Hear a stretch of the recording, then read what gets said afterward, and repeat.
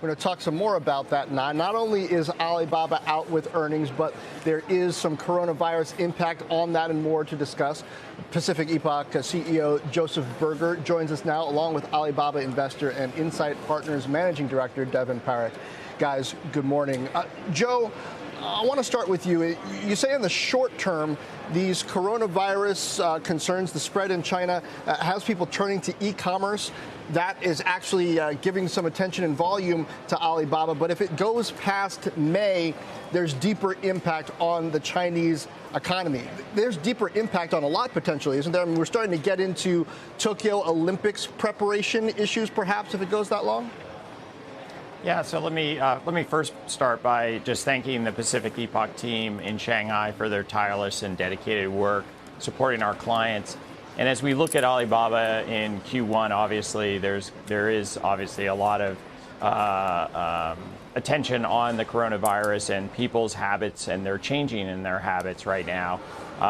We're obviously seeing people spending more time online ordering goods because they're not going out and going to restaurants, or they're not going out and buying staples like their grocery items. So it is hard to predict what's going to happen going out into Q2, but we are seeing an increase in people going online right now, certainly in Q1.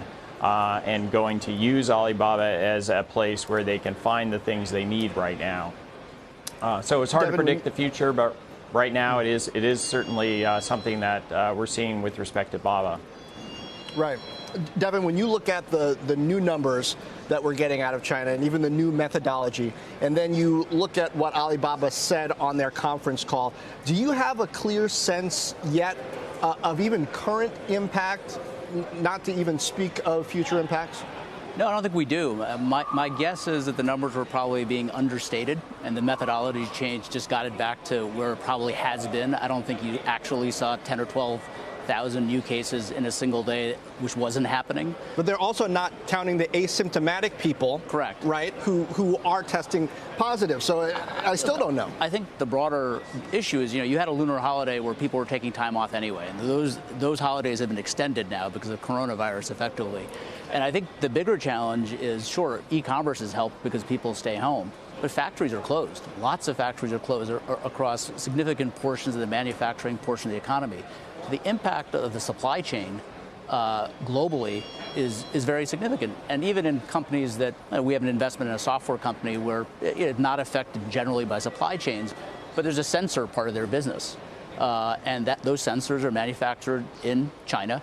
And that manufacturing facility has 1,000 people, and it's closed. And at some point, we're going to have to find alternative supply. Right? So I think that the broader issue to me is not necessarily around Alibaba or e-commerce, because at some point, people are going to use those things more. But the supply chain implications are, I think, are could be much broader.